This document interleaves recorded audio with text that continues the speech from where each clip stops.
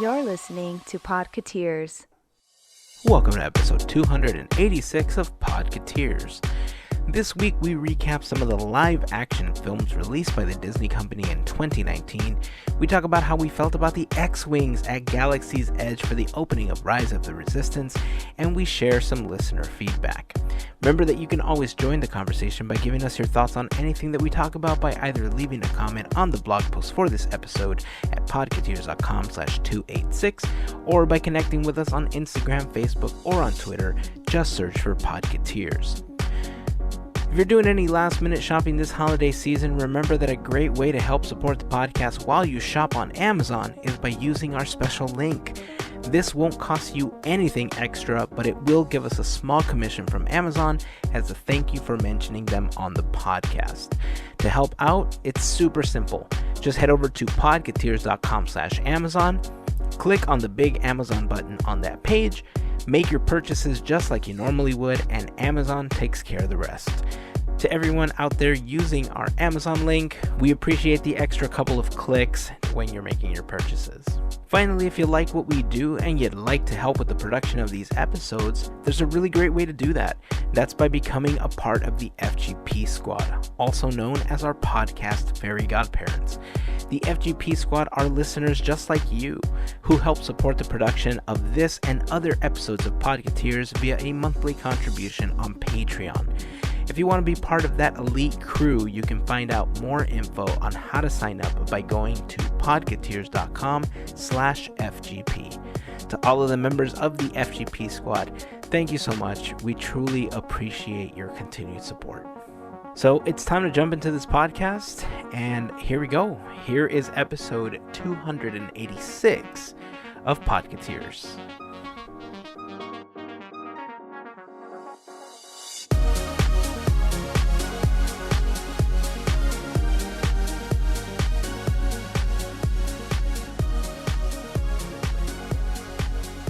Yes. Okay, so I don't even know how to say this or start this, but I do want to say, first of all, thank you to everyone that has sent me messages, because I don't think I was very explicit about what was happening the last several weeks, but I think I made a couple of comments and people may have pieced it together. There was a handful of people that knew. You guys obviously knew because I shared it with you guys.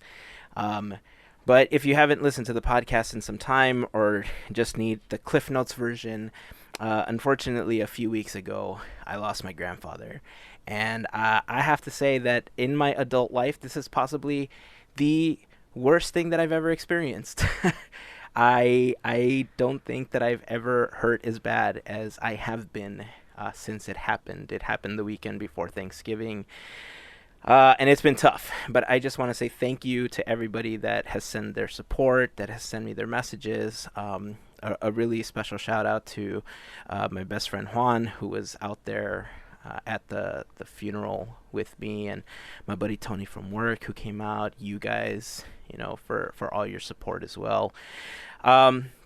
So yeah, the fact that I'm like stammering, I can't even talk. But I know when you guys offered again, to not record and to kind of skip and just take the week off, these recording sessions kind of are therapy for me in a way, because it helps me forget a little bit. It's these recordings to me are what Disneyland has become for us, right? It's a happy place for us. It's a place where we go and kind of forget about the world for a little bit, and even though reality still exists, we're able to shift out, and become part of the magic for a little bit. And so that's really what this podcast is to me. It was started out of the need for something creative, but over the course of the last several years, it's become something much more to me. And you've both expressed that it's become, very similar to both of you. So thank you for that. Thank you to everybody. And so I don't think I'm going to try to talk about this anymore, because, we got Christmas coming up and everything. And it's been hard. So thank you both for all your support. I appreciate it. And I know last week we started off with or we talked about some things that were bugging us, and I have to vent a little bit again Here this it week. comes. I got to vent a little bit again this week because remember how we were like, well, I super excited about these X-Wings that were going to fly over Galaxy's Edge, at Walt Disney World for the opening of Rise of the Resistance. Now, Heyzen, let me clarify here. Now, did you use the word hover over the land, or did you say fly? See, that's where my problem is. Oh, okay. Did you describe it as popping up and then popping back down? No, that wasn't how you described it? Maybe you set yourself up here, man. I think I did. So if you listen to last week's episode, I did talk a little bit about the technology that they had created for Maleficent flying over New Fantasyland, which made me so excited to have an opportunity to see X-Wings flying over Batuu. And, it was great because we had the opening of Galaxy's Edge here first, and there was this big thing with George Lucas and Mark Hamill and, Harrison Ford and them apparently screwing up the lighting and the cues and everything. And, it was all part of the presentation. And that's great. They didn't get that at Hollywood Studios. They had a much more compressed ceremony. So the fact that they were going to get these flying X-Wings, I thought, hey, okay, cool. You know what? Right? Let's, share the magic. We get some, they get something. And that's just how it works. So then the ceremony is broadcast live on the Disney Parks, YouTube channel, right? And so I'm like, oh my God, this is so great. And I'm like, watch. I actually saw the replay. I didn't get a chance to watch it live because of all the stuff that we've been dealing with. But I saw the video, and I remember thinking, oh, here they come. And then they rise from behind the mountain. And then all of a sudden they turn. And then they just kind of float there. And then they drop again. And there was no flying. I mean, you heard the sound effects, like Red One Ready. You hear all the banter that goes on. And I honestly thought we were going to see more flying. Yeah. Not just a quick hover, a spin, and what made some it lasers. Look, yeah. There had to be some reasons here. I got to believe there were some obstacles. And I feel like it may have something to do with what we know happened in the Disneyland Resort, which was most of the entertainment budget got completely cut, right? And because when they first described this land to us, it was supposed to be filled with droids roaming around, lots of characters everywhere to interact with. And as we know, there's very little of any of that. There's 0 droids wandering around, and there's very few characters because their budgets got slashed. Right. So I would guess that maybe there were some budgetary limits here. My second guess would be that it would be a safety concern flying those out over the audience that was gathered there. But I don't know. I feel like drone technology is way more advanced than what we just saw in that video. I feel like they could have built a drone shaped like an X-Wing and flown it in any way they wanted to. They're incredibly, fleet machines now that can fly in any direction and do any maneuver, just like real airplanes or spaceships. And I gotta believe it's down to budget most of all. Yeah. Okay, if we were, hypothetically speaking, they could get Maleficent, take away the skin, and prop a new skin on top, and voila. Honestly, that's you what got I thought fire was going to and happen. lasers. That's honestly what I thought was going to happen because Maleficent Same. was flying around several times, much faster as well. And I really thought that's the technology that they were going to use for this. And look, I get it. It could have been budget restraints. You could be 120% correct on this, Gavin.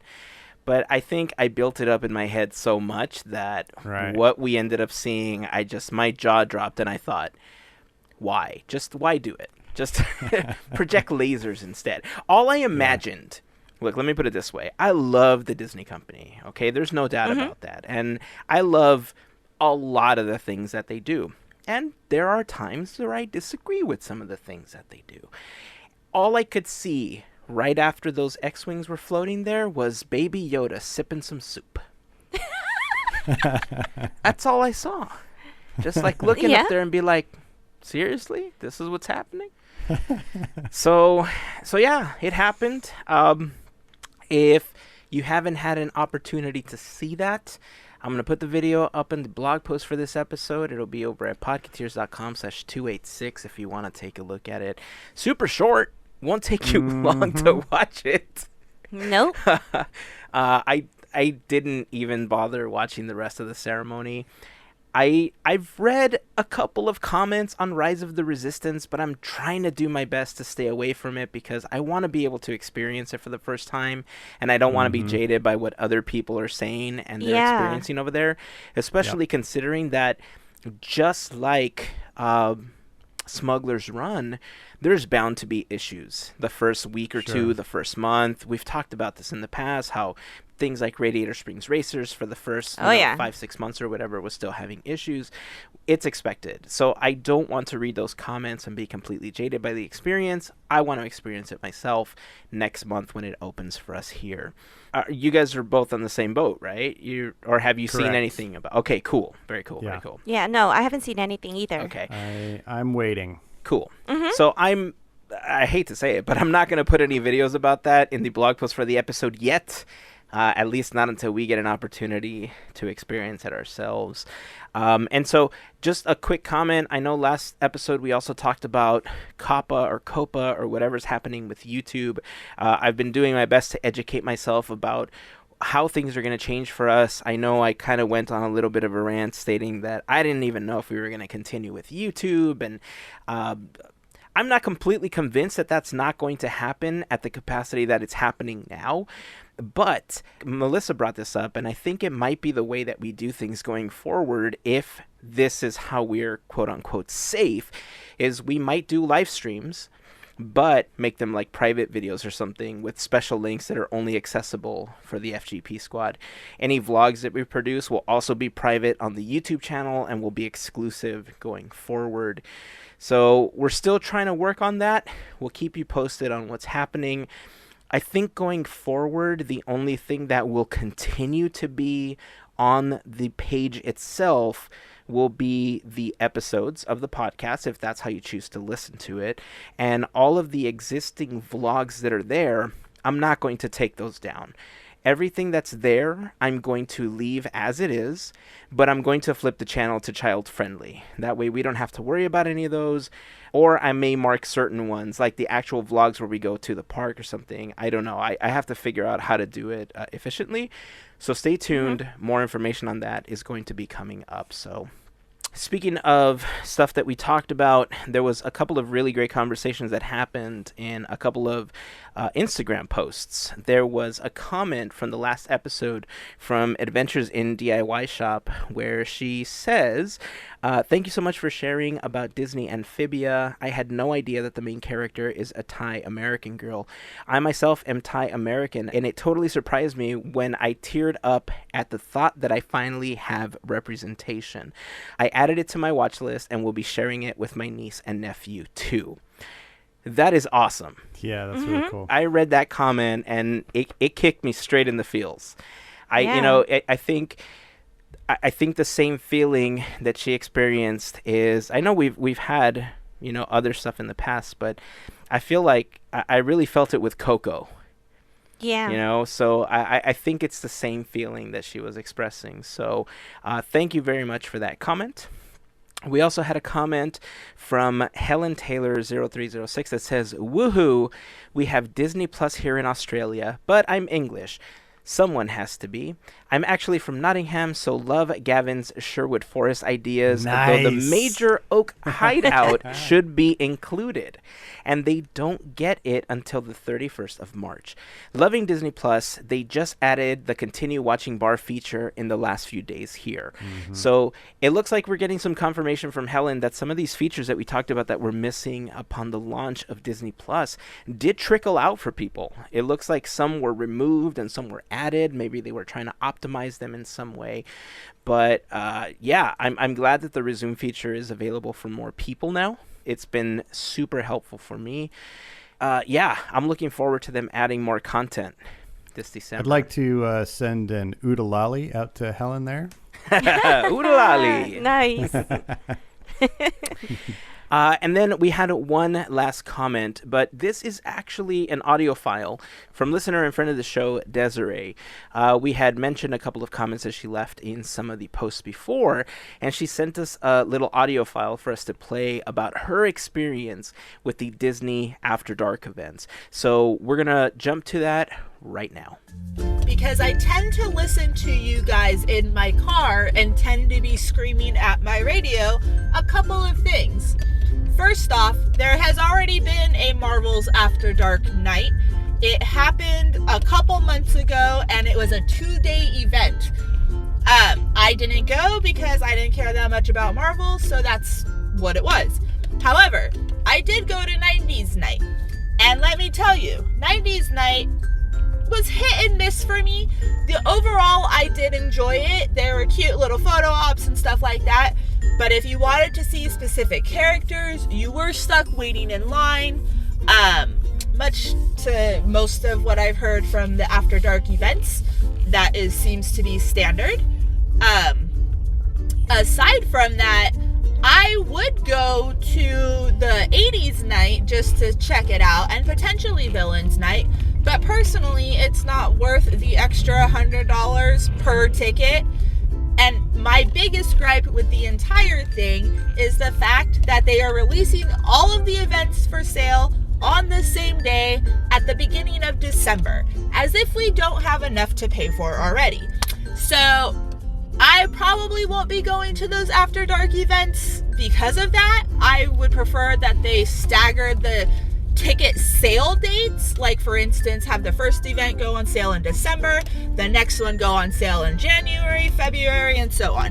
That would just make more sense to me, because overall, like, it's just unaffordable as for one person, let alone a family. I don't know how families do it.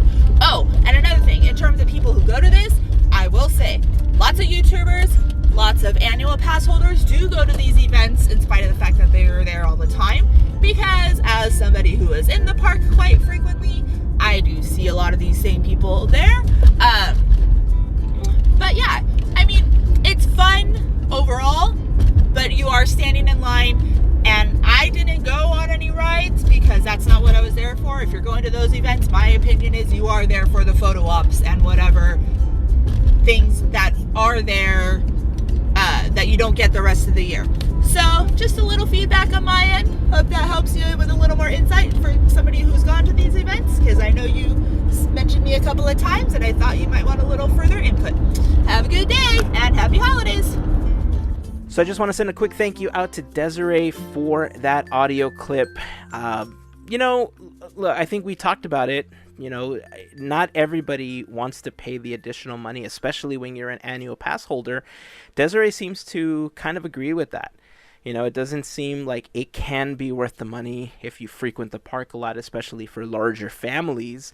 I completely forgot, by the way, that there was the 2-night Marvel event. When she mentioned it, I was like, oh yeah. I forgot about it too. Yeah, that did exist. So anyway, again, thank you so much, Desiree, for sending that in. I got to get a shout out in for Desiree too. I've been meaning to do this for a while, actually. Not on Podketeers, but on my Instagram account. Desiree has been awesome about sending me a post with pretty good frequency every time she goes on Pirates of the Caribbean and helping me keep a watch out for my missing harpsichord. So Harpsichord Nice. Watch is still on. It's been the better part of 2019, it seems like now. So I may have to start like a missing poster campaign for my harpsichord, which I want back, Disney. But Desiree always keeps me posted when she goes. I always check when I go. So we're keeping a sharp eye out on you, Disney Imagineers, you. Awesome. So here's what you need to do. I agree with you. You should create a little poster or like the back of a milk carton with the harpsichord on there. And then you start the hashtag harpsichord watch. There we go. And then we just On get a it going. bottle of rum. And a Yep. bottle of rum. Very Yeah. good. I love it. I love it. Sweet. So if any of you have any comments that you'd like to share with us, of course, you can always join the conversation by leaving a comment on the Instagram posts for each episode, on Twitter, on Facebook, on podketeers.com for each episode. We're Podketeers on any of those services, so make sure that you're following us. Or you can send an audio file just like Desiree did to comments@podketeers.com.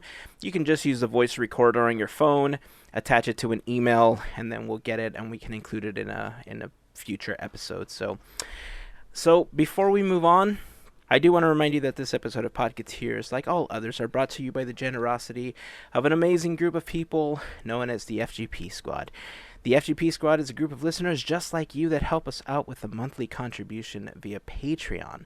If you want a little bit more information on how you can become part of the FGP Squad, what it is, and sign up for a one-time or monthly contribution, you can start by going to podketeers.com/FGP for more information. If you sign up for at least $5 monthly, you get the exclusive Podketeers Fairy Godparent button, which is what FGP stands for, Fairy Godparent.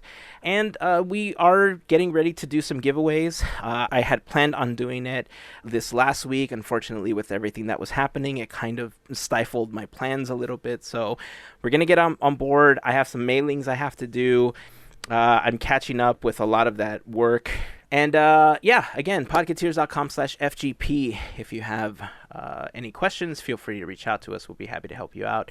And to all of the members of the FGP Squad, I just want to send out a huge thank you, as always, for your continued support.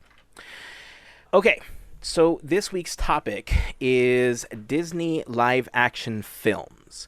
So before we jump in, I guess we need to send a congratulatory tweet or message or whatever to the Disney company, because Variety has reported that as of December 8th, 2019, the studio has generated $9.997 billion and was expected to officially cross the benchmark by yesterday and earning $10 billion for the global box office in 2019. They are the first studio to reach that benchmark, and it's an amazing milestone. You know, Disney actually held the last record, which I think they held it for either 2017 or 2018, and that was like 7 or 8 billion. So they've officially beat their own record, and that doesn't include any of the Fox films.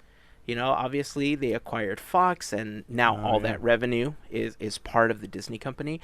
I think I read that if you include the Fox properties, it pushes them close to $12 billion for the year. Well, and Star Wars isn't even out yet. Exactly. I mean, when you think about the films that were released this year, you know, they have 6 of the 10 biggest movies of the year, with Avengers Endgame crossing $2.79 billion, The Lion King with $1.6 billion, Captain Marvel 1.2, Toy Story 4 1.1 almost, Aladdin almost at 1.1 as well, and Frozen 2. As we're recording this episode, I haven't gone back to look at the stats yet, but last I checked, it was like 920 million. So it's very easily going to cross that $1 billion mark by Christmas, if not before. Gavin, what an amazing milestone. It's pretty ridiculous. And like I said, they haven't even released what could potentially end up being their biggest release of the year. It'll be hard to beat Endgame, but it's possible, being the final Star Wars film in the 9-film saga, that it could end up beating the Avengers Endgame film. But in any case, it's going to be $1.5 billion, without even trying. But, even before that comes out, they've got 2 movies in the all-time top 10 just from this year. So all-time worldwide box office, Avengers is number 1. And Lion King, of all films, is number 7. I think that's nuts. I'm absolutely mystified by that. But, they have figured out some things, and they know how to bring in those dollars. So the good thing is that means just more entertainment for us down the road, because when their coffers are full, they keep on producing movies. Right. I mean, do you think this is something that we're going to see in the next 1 to 10 years again? Because when you think about some of these films, a lot of them were very highly anticipated. Captain Marvel was probably the least anticipated of all of them, at least in my personal opinion. But Endgame obviously was possibly the most anticipated this year. The live action, obviously, Aladdin, I think a lot of people were looking forward to that as well. Next year, with the slate of movies that Disney has coming up, especially with a brand new set of, let's just use the MCU as, the post for this. There's not a lot of films that I think are as highly anticipated as many of these films were. When do you think we're going to see this again? Like, do you think 2020 is going to give us another $10 billion a year for Disney? Or do you think it's going to be like 3 to 5 years before they even attempt to hit that record?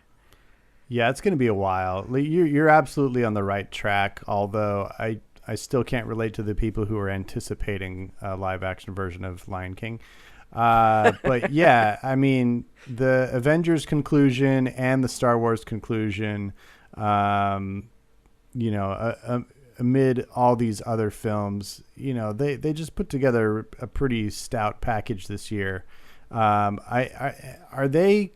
They're considering box office receipts that happened in 2019, not just films that came out in 2019, right? Correct.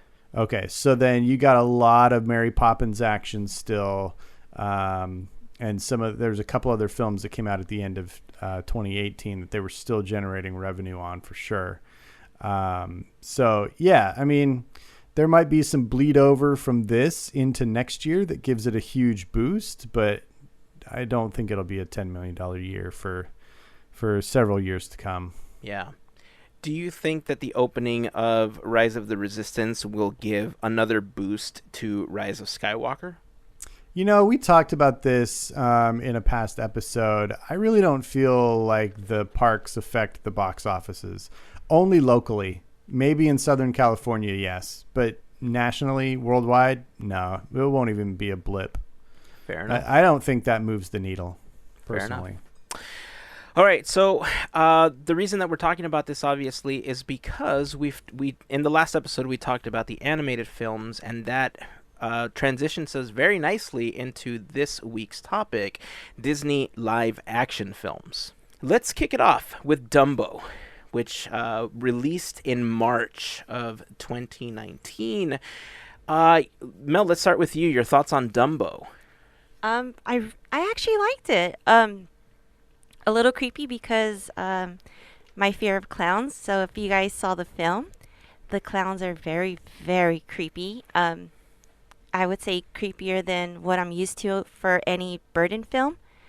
But I actually really enjoyed it. I really did. So yeah, Dumbo was a bit of a surprise for me as well. I think it had I think I mentioned this in the episode where we talked about it early on in the year, that it had a very Big Fish feel to it. Yeah. And it was very Burton-esque without being Burton-esque, if that makes any sense to people listening. Because Nope. Okay, so here's the deal. I want to say yes. So Well, you've seen it. Well, you haven't seen it yet. No. Oh, okay. Oh. So here's the thing. Do not worry about spoilers. Go. Okay. Speak freely. So Burton, I think, has a very distinct style when he makes films, right? They're very dark and gritty and very zany, and like when you look at characters like the Mad Hatter and some of the other characters in the genres that he's created or the films that he's created, there is a very distinct look to it, and there's a very distinct cast that he tends to use for a lot of these films. And Big Fish just happens to be one of my most favorite Burton films ever created. That and Edward Scissorhands. They're my two favorite films, but they're like Edward Scissorhands, I think, falls into that Burton-esque style. Like, it's very dark and strange and everything. Dumbo, I think, had the Burton touch to it, but it tended to stay fairly true, with a couple of minor exceptions, to the original story, right? And it felt more Big Fish than Edward Scissorhands. It felt more Big Fish than Alice in Wonderland, or Willy Wonka and the Chocolate Factory, or which one's his? Charlie and his Chocolate Factory is the Burton version, right? I don't remember. Whichever his version of Wonka is. But yeah, I enjoyed it. There might be a trend with some of the things that I say about some of these other movies, but to sum it up, I enjoyed it way more than I thought I was going to. Interesting. So, if that doesn't sway you, it is available on Disney Plus, Gavin. All I know. If you ever have a little over an hour to spare and you don't know what to watch it. Or maybe you can get yourself a drink or two and then watch it and then maybe report back on what you felt. All right. Maybe get some, what is it they drink in the film? Pink champagne? Pink champagne. Yeah. Do they do that in the live action? Oh, just you wait. You have to see it. The music is so good. Yeah. Nice. Well, I should have Danny said that Elfman, too. of course. Yeah. That's awesome. Okay, so let's jump to April. Disney Nature Penguins brought the studio $7.7 million. Gavin, I know you've been a huge fan of the Disney Nature films, and you did that entire episode where you talked about the history of those. Did you get a chance to watch Penguins? It's funny. This is one that I skipped. Penguins don't grab me like they seem to grab the rest of the world. I feel like we've done Penguins to death. From March of the Penguins to all the Happy Feet movies to several other several segments of Planet Earth being on Penguins. Like, I'm kind of penguined out at this point. So it didn't appeal to me. And it apparently didn't appeal to a lot of other people too, because it didn't really make a lot of money. I have huge respect for Disney Nature. I love what they do. They are some of the most cutting-edge, groundbreaking filmmakers on the planet, and I have huge respect for them. And I do intend to watch it, but I did not see this movie this year in theaters. Mel, did you get a chance to watch Penguins? No, I didn't get to. But I'm wondering. I don't know how in advance they produce these films, but I was just wondering if they released it because Mary Poppins was released in December. So I wonder because there's penguins in Mary Poppins. Yeah. Maybe. I don't know if they've got that level of coordination between those two disparate wings of the studio. They may not, but it's something to think about. I'm like, that's an interesting theory. Timing. I would not have connected those two. That's really interesting. That's good speculation. I didn't think about that either. So, well, the film itself isn't on Disney Plus yet, but I assume that within the next handful of months it might appear there. I haven't seen many of the Disney Nature films that are available on there, so I'm hoping to get a chance to watch it. I know that we've talked about some of the ones that we've liked in the past. And totally, I don't know. Who knows? Who knows? Okay, we get to April now. The end of April, obviously, the biggest movie that I was looking forward to. Yeah. Avengers Endgame, raking in $2.798 billion. #1 movie of all time, beating out Avatar. It's actually close. Like, have you looked at the current worldwide numbers? Yes. Yes. It's like, it is How so close? like, we're talking about like $8 million between the two. Whoa. Like, actually a little bit less than $8 million. Like, it's a fingernail difference. It's so amazing. It just got up there. Yeah. It's crazy how close it got. But So cool. you know what? I don't know how big the Avatar franchise still is. Obviously, I know that we have Pandora at Walt Disney World. I know that if you frequent Walt Disney World, it's a big part of your life there because you get a chance to see that world. But here in Southern California, we don't have that. And there isn't a lot of talk of Avatar or Pandora as much as there is at Walt Disney World. Obviously, maybe that will play a huge part in when Avatar 2 is released. And who knows, maybe they'll do a re-release of Avatar 1 and it'll re-beat Endgame. Who knows? You know, but the fact that Endgame currently holds that spot, I think, is a huge win, not just for the Disney company or for Marvel. I think it's a huge win in general for nerd culture, right? Because Oh, yeah. for so many years, you know, being a nerd and being a geek was so frowned upon. And in the last decade to almost 2 now, being who you are and letting your nerd and geek flags fly high. Soar. Yeah, I mean, people get to express themselves however they want, and comic books have been such a huge part of pop culture for so long that some people didn't see it as valid forms of either entertainment or literature. And let me tell you, that is so incorrect, because I've read some graphic novels that are so brilliantly written, you know, and so brilliantly illustrated that, I mean, they do a better job of telling a story in 20 pages than most books do, or some films do, in 2 hours or in 200 pages. You know, I'm pretty sure that I've said that before, because I truly, truly believe that. So the fact that Endgame, a comic book movie with comic book heroes, has hit that all-time high, it makes my little geek heart just fill with love so much. So congratulations to Marvel and Disney. Heck yeah.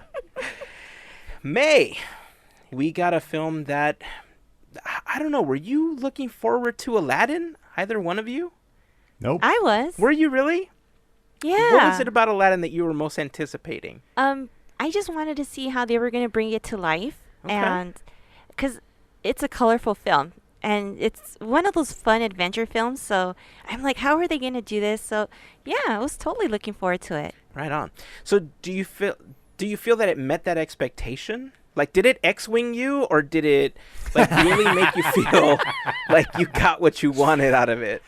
I got Maleficent Dragon. Oh, okay. All right. Right on. New I did, Podketeers yeah. inside joke. Oh, I got X-wings. Did it X-wing you? That's cool. That's cool. There was a few changes in this version of Aladdin that obviously were not in the film. How did that make you feel, hearing some of these new songs and seeing some of the additions that they made to tell this version of the story? I wasn't bothered by it because Beauty and the Beast, we got something similar where we got Beast singing a song, and in the classic we didn't get that. So it wasn't anything new, but the way that, I don't even know her name. Gosh, forgive me. No, I mean, not Princess Jasmine, I meant the actress. The way that she sang it, I mean, dang, that was pretty emotional stuff. So I really enjoyed it. I enjoyed the performances. What about you, Gavin? I think I talked about it before. We were just feeling like we wanted to watch a musical one night, and Charlie just blurted it out, and we're like, well, all right, let's give it a chance. And we watched it, and I was surprised that I did enjoy it. For me, it's definitely just a one-timer. I don't see myself, watching that over and over again. I'm in the camp of not really being interested or needing anything more than what we have in the animated film, because to me Aladdin is an example of a perfect animated film. It is so wonderfully executed and I love everything about it. I don't need anything else from it. It gives me everything I need. And the trend of live action remakes of these animated films is still mystifying to me. I just don't understand the real craving that people seem to have. Like, people are really clamoring for some of these. Like, oh my gosh, the discussions about Little Mermaid are ridiculous. And this was no exception. So I found it interesting as I watched to see what the choices they made. And I will tell you this, they spared no expense on set design and costume design for this film. It is absolute pure eye candy, and it's worth a watch at least once just for that, because the artistry that goes into this film is astounding. I will say the music was pretty good. It had a lot of the pizzazz of the original soundtrack, which a lot of Disney musicals, once they go to the stage, they kind of lose some of the real oomph that the original soundtracks had. So I appreciated that this one maintained that. I was a little disappointed at the overuse of auto-tuning throughout the soundtrack, which I guess can't be helped when you're asking somebody like Will Smith to actually sing. But, you know, I think How dare you, sir? Will Smith is a treasure. Right. I love him. I do. I love him. But I don't choose to listen to him sing. I like him as a funny guy. I mean, I'd give it a 3 out of 5, I guess. Okay. Yeah. So I was a lot later to the party when it comes to Aladdin. I just recently saw it. I know you both saw it fairly early on. You brought up two things that I was most concerned with, and that was Will Smith as the genie and the music in this film, because I'm a huge fan of the Aladdin soundtrack and score. Mm-hmm. And first of all, I think Will Smith did a really good job of making the character a little more his than Robin Williams. Yeah. You know? And he did. There were obviously some gags that they had to redo to really step into the character to make it seem familiar to people, and they were gags that I think that if they weren't in the film, they would have been criticized for excluding.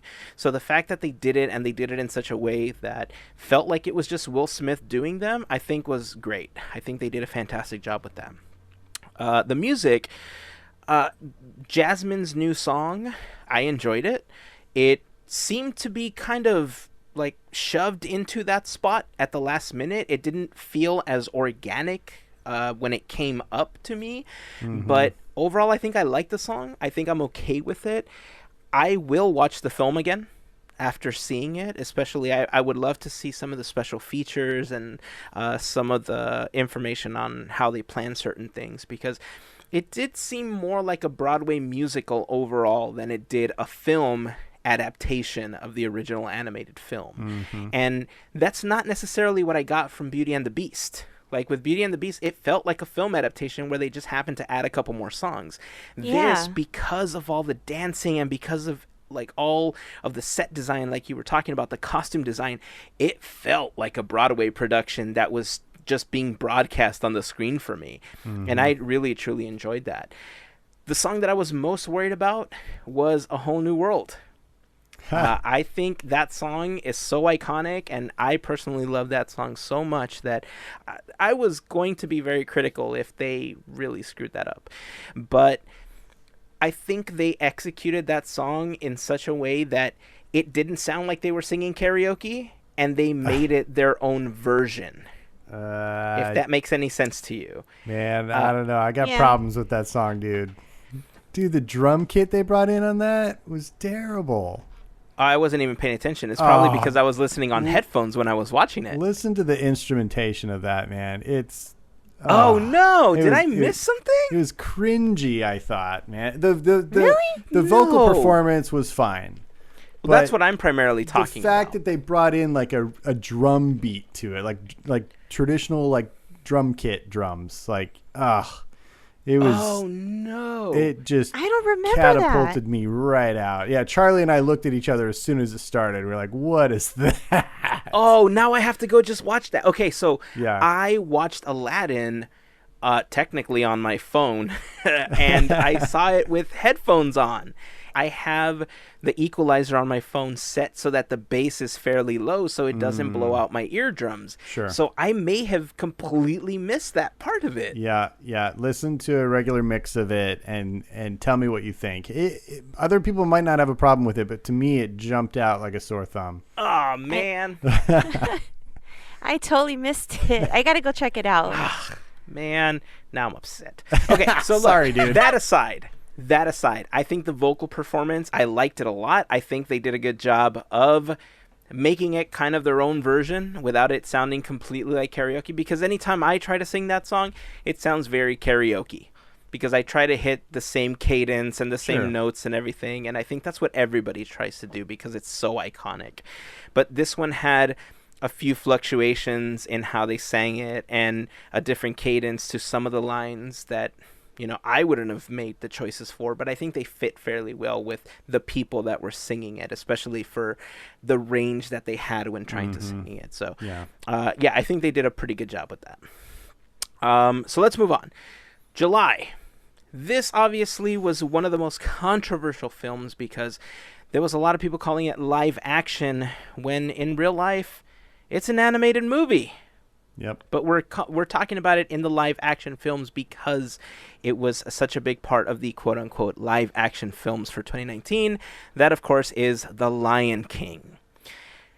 Mel, The Lion King. First of all, what did you think about it? And what did you think about people calling it live action for so long?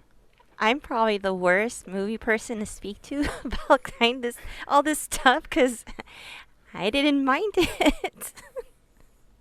I mean, I go in, and if I'm entertained, I'm entertained. But I totally get what you guys are saying. Again, it didn't bother me. However, for this film, I just recently saw it too, so I didn't get to see it in theater. I got to see it on my phone. I caught myself able to just listen to it and not really having to watch it compared to Aladdin. I was more glued.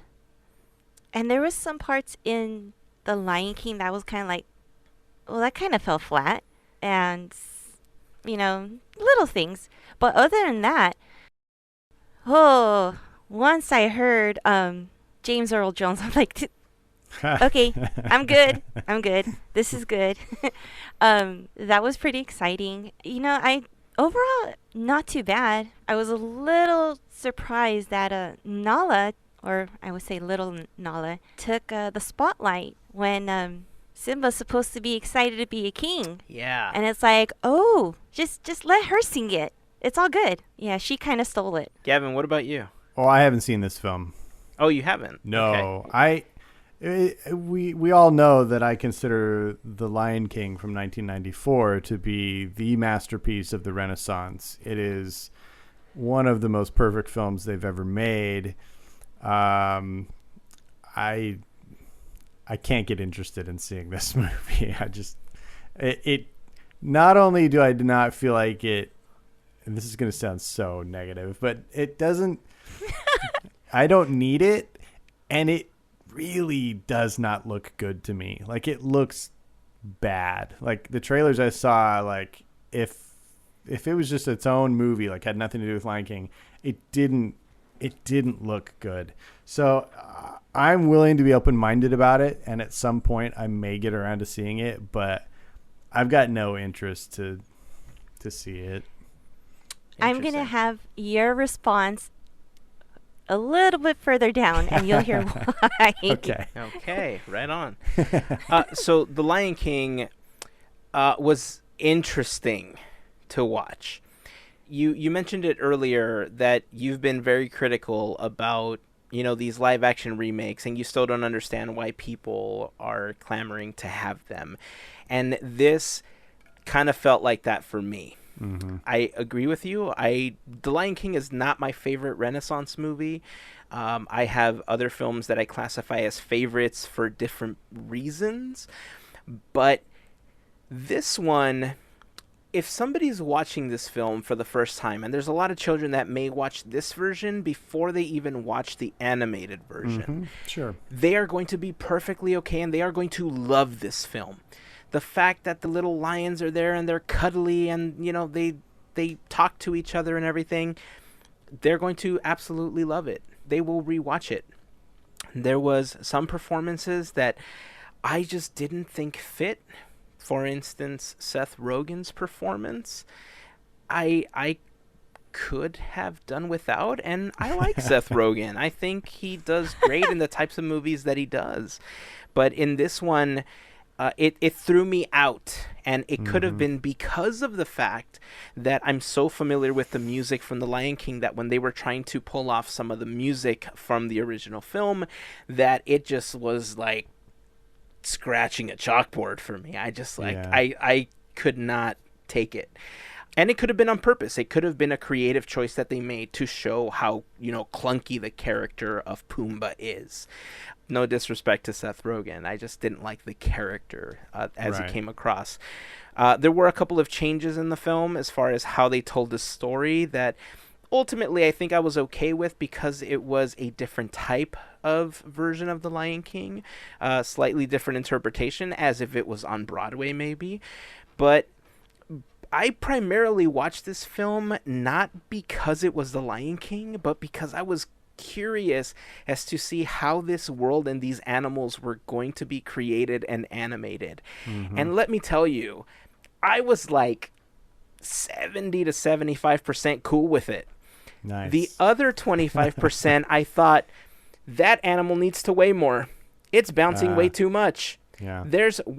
Why does that look so unnatural? And I spent a lot of time in my head deconstructing why some of the movements just looked unnatural and they didn't look like an actual lion. Again, I think it's part of the storytelling, and they had to move them in certain ways to tell that story. But when you're watching a Disney nature film, you see these animals move in a certain way. There's narration. I think that only the primary characters in The Lion King tended to speak, and all the other ones, unless there was a spontaneous song number that they were a part of, didn't say anything, or nobody else seemed to talk, was weird. But I mean, I saw it, and this is possibly my version of Aladdin. Like, I don't think I'll ever need to see this version again. Like, if I want to see The Lion King, I'll probably see the original animated version. Yeah. So, well, to be fair, to set the record straight, this is an animated movie.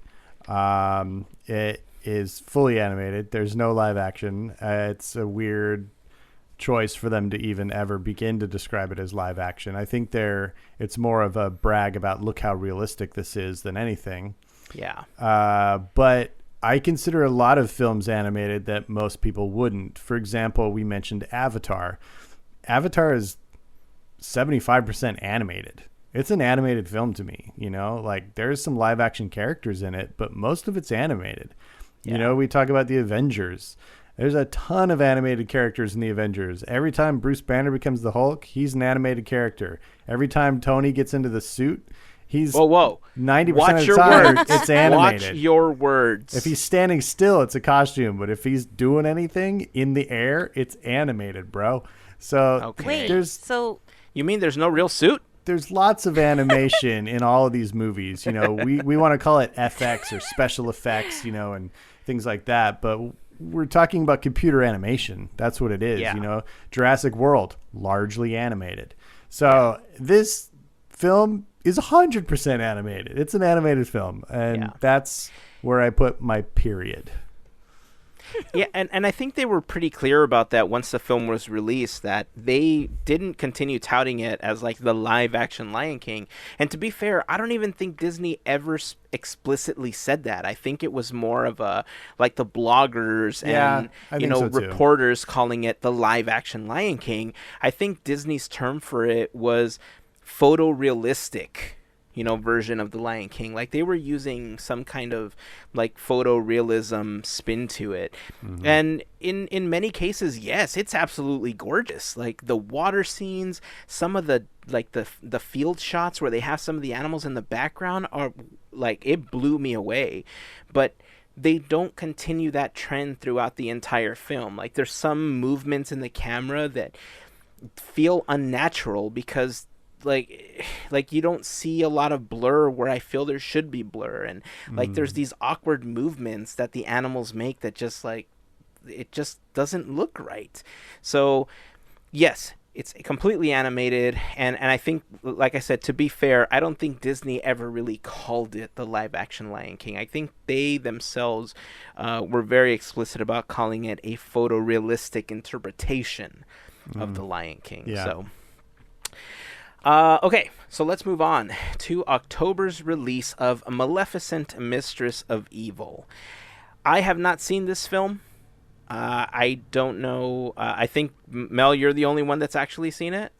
Nope. What? No. That's your And girl. this is where I'm Gavin with The Lion King. Whoa. Oh. Okay, Wow. please elaborate.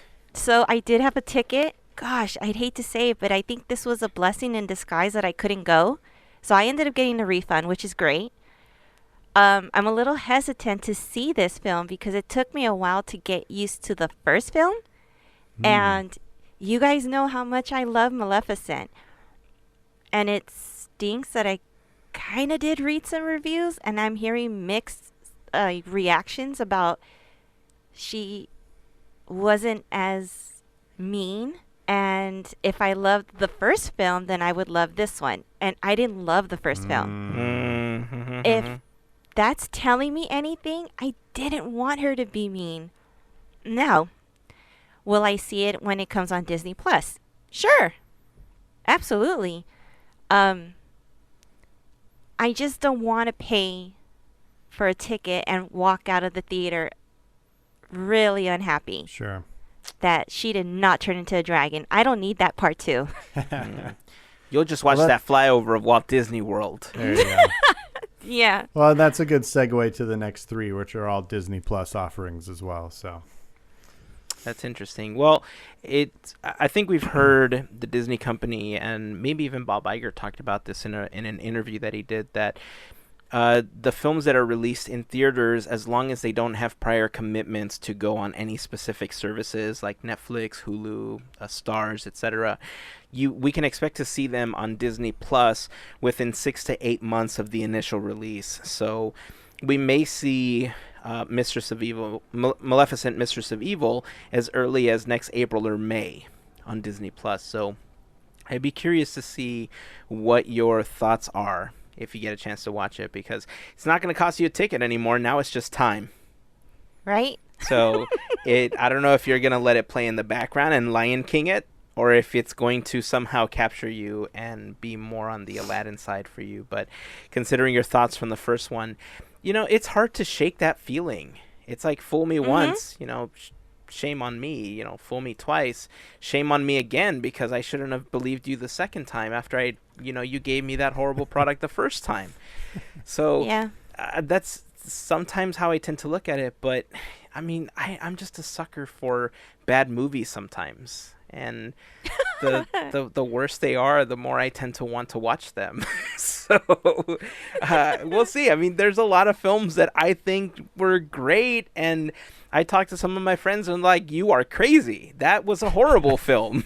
we all have our guilty pleasures. Yeah, exactly. Okay. So, like Gavin said, the next set of films are all from Disney Plus, and this was interesting because it was one of the launch films, obviously, when the service launched.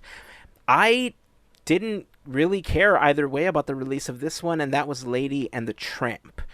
How did you each feel about the release of the live-action, or animated, Lady and the Tramp? That was my first movie, and I loved it. I loved it so much because I'm a huge dog person. So to be able to see these cuties do their thing, but see a little bit more character development with Jim and Darling, and that's the couple. We don't really see them in the classic. Mm-hmm. We get to see more of them, Aunt Sarah, and just overall the whole movie. It's adorable. If you're not a dog person, maybe you want to pass. But I mean, like I said, I'm a sucker for them, and I thought it was just adorable. Gavin, have you seen this one yet? No, I like cartoon dogs. So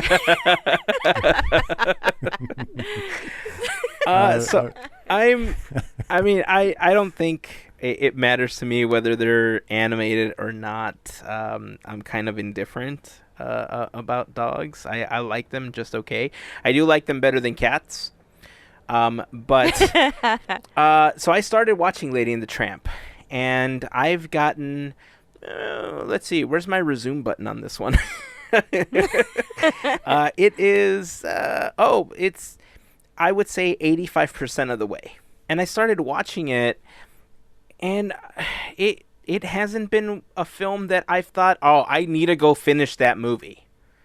You know, there's some things that I start watching that I get angry almost that I can't keep watching it. Like, I started watching The Mandalorian, and there was times where I had to cut away from it for something, and I was just upset that I couldn't finish. No interruptions for The Mandalorian. Yeah, that's kind of how I feel about it.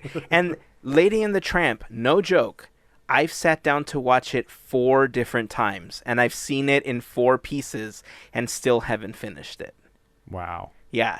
I mean, I've liked it okay. I'm not like, oh my God, you have to go watch this film. I think there's a lot of cute elements to it, but I think it's because there's the association of the original Lady and the Tramp which I really, really enjoyed before. Yeah, I like it okay. I'm not going to knock it. I think it's a pretty well-made film. I do like the additional character development, but yeah, one of these days I'll just have to finish watching it. Yeah, it's not for everybody, so it's all good. Okay, so keeping on Disney Plus, we get to Noelle. Noelle is the story of the children of Santa Claus and their journey of who is going to become the next Santa Claus.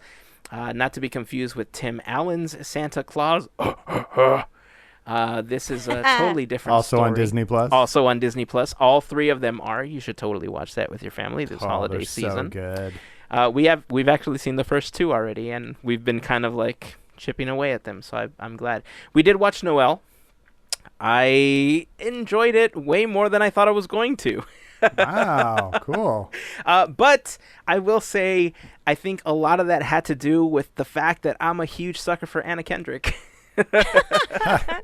See, I'm the other way. I'd watch it for Bill Hader. Oh, interesting. Yeah, I like Bill Hader. I think he's funny, but I think Anna Kendrick just has this really snappy, funny way of executing a lot of the lines that she's given that she's just super funny to me. And, you know, I think she executes a lot of the roles that she's in really well.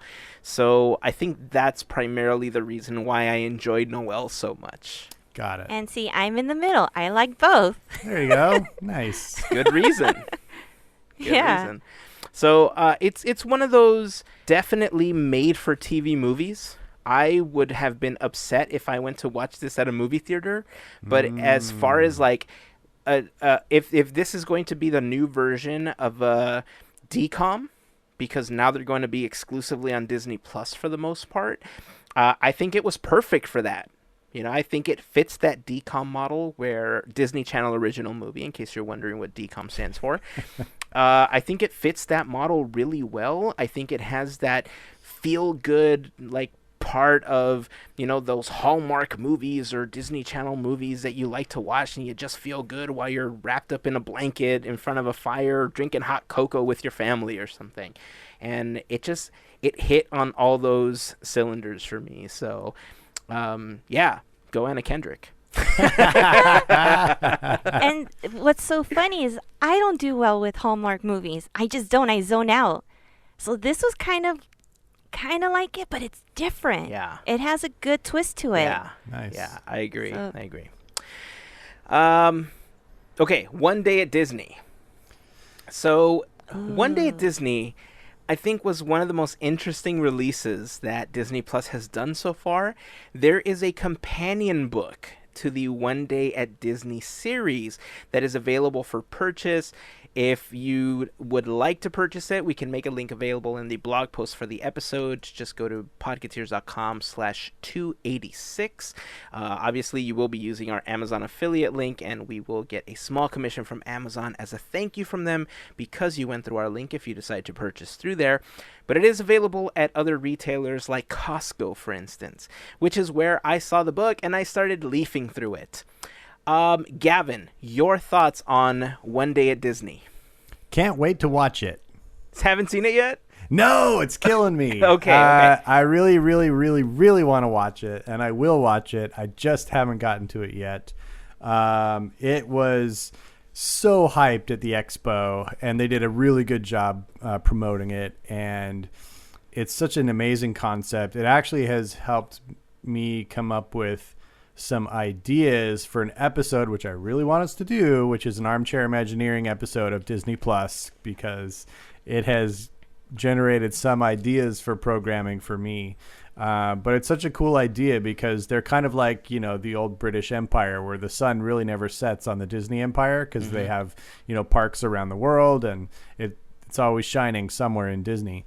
And I just love the idea of this kind of global look at Disney across one day. I think it's really neat. So I can't wait to see it.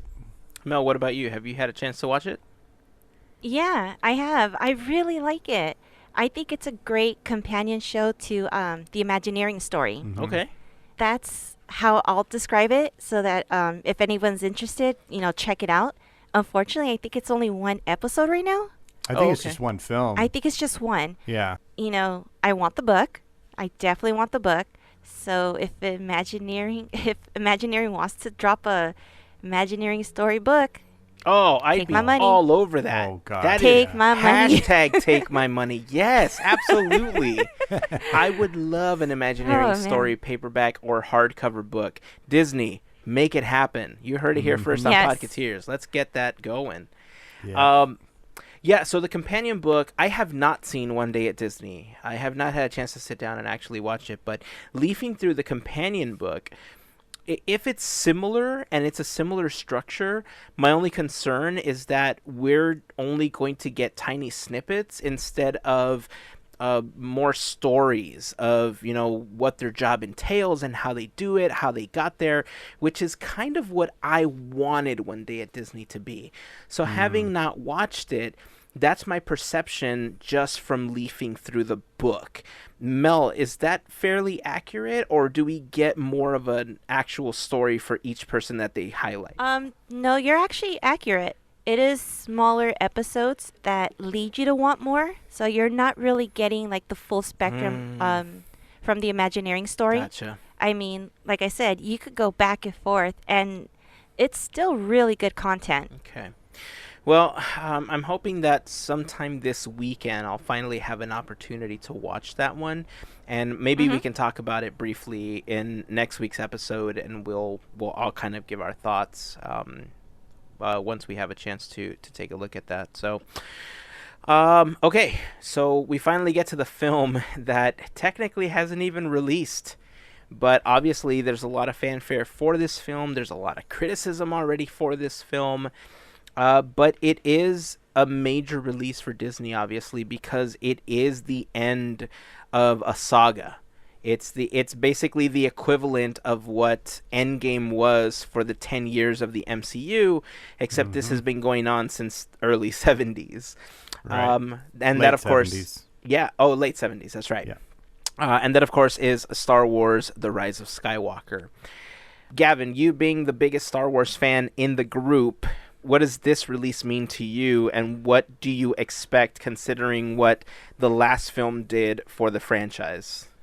Yeah, so this film, of the list of films under the Disney umbrella that came out or are coming out in 2019, by far the number one thing I've been anticipating all year. And for the last couple years.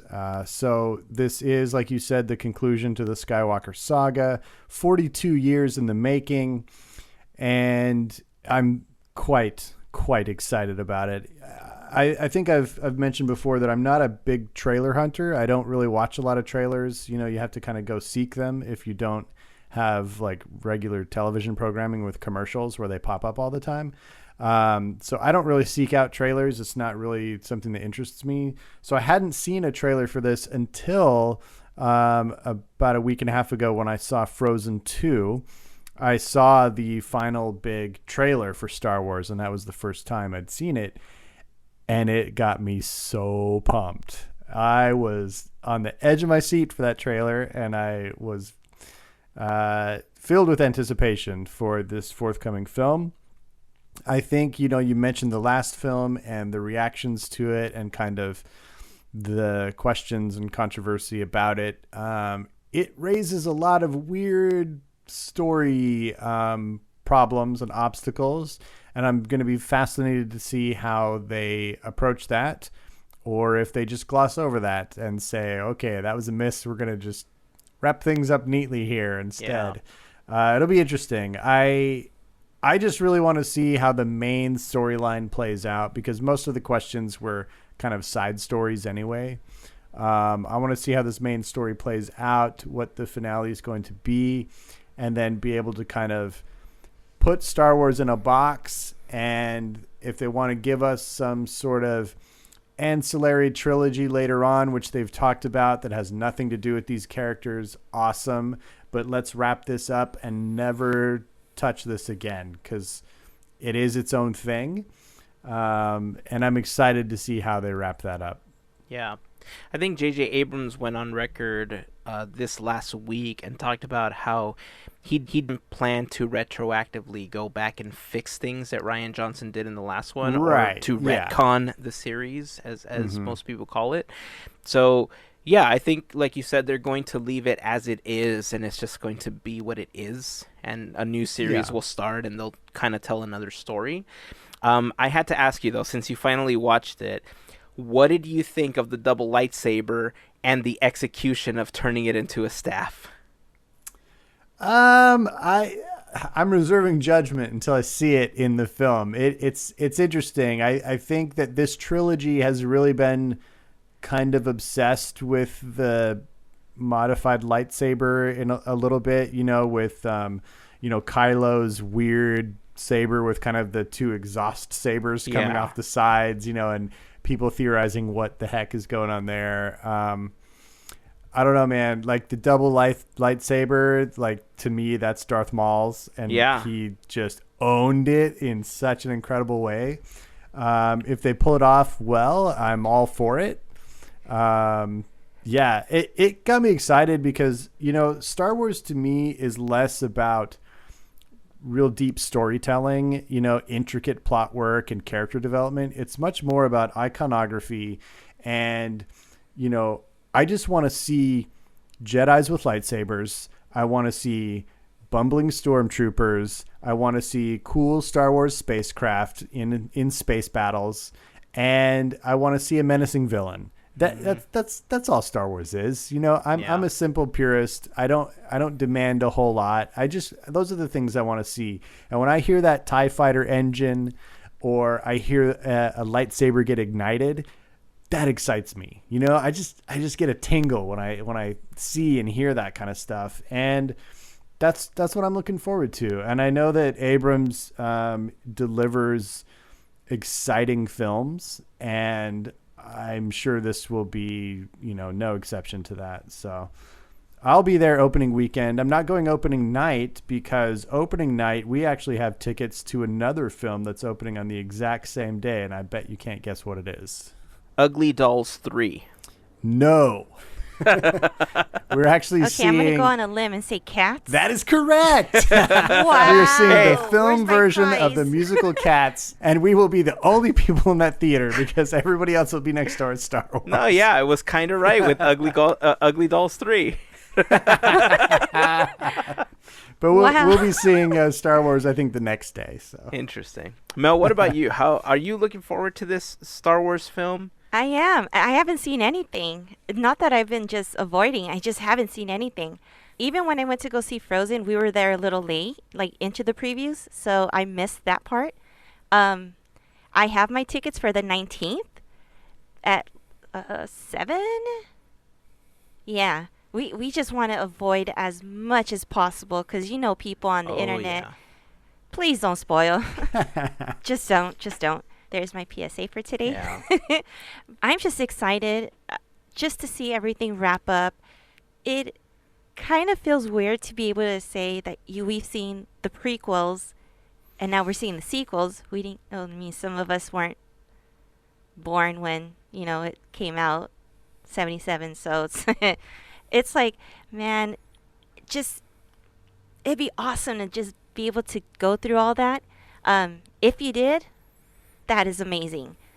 But to be able to see it now, I mean, yeah, I have a lot of questions. I mean, they're just, again, I'm not a big, I can't dissect it as well as you guys. If it gives me my money's worth, yay. Yeah. That's how I go in. Ultimately, I'm the same. You Yeah. know, like I can be critical. I can, pick apart something, but that's the proper way to approach it. If it entertained you, look, I've spent this whole week rewatching the High School Musical trilogy and loving every second of it. Word. Are they good films? No, they decidedly are not good films, but I'm loving it, and that's what matters. Well, look, I'm not that I'm going to try to one-up you with this one, but when I try to watch something that's just upbeat and snappy and trying to just get you in a good mood, I put on Teen Beach Movie. I haven't seen that one yet, but I want to. So it's very High School Musical, but on the beach. I know. It's very I know. Saved by the Bell Hawaiian style. I love it. Oh, okay. So it's not that at all, by the way. So yeah, I mean, we all have our guilty pleasures, and yes, I've watched High School Musical before as well. And right now, when I'm not watching something on Disney Plus because my current iPad does not support it, Wow. I have to watch something on Netflix, and I've been rewatching Victorious. So, Nice. so there you go. Okay, so I mean that wraps up the films that were released in 2019 that played a really major part in Disney hitting that $10 billion milestone that we talked about earlier. So now we want to hear from you. We want you to tell us what your favorite film was and, sound off on some of the thoughts that we had on, The Lion King either being animated or live action, how we felt about Aladdin, the addition of the new songs, stuff like that. We'd love to hear your thoughts on it. And especially like Maleficent.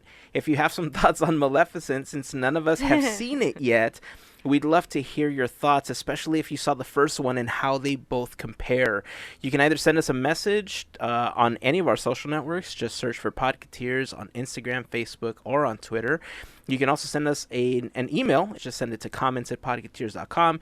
That email address is also the one that you can send us an audio clip that we can play in a future episode as well. So that's it. I think that's going to wrap it up for this episode. Any final thoughts? Big year for Disney, that's for sure. Definitely. All right, so that is going to wrap up this episode. Thank you all for listening. And so until next time, keep dreaming, keep moving forward, and always remember to pass on the magic. Have a great week, everyone. Bye. Made you look.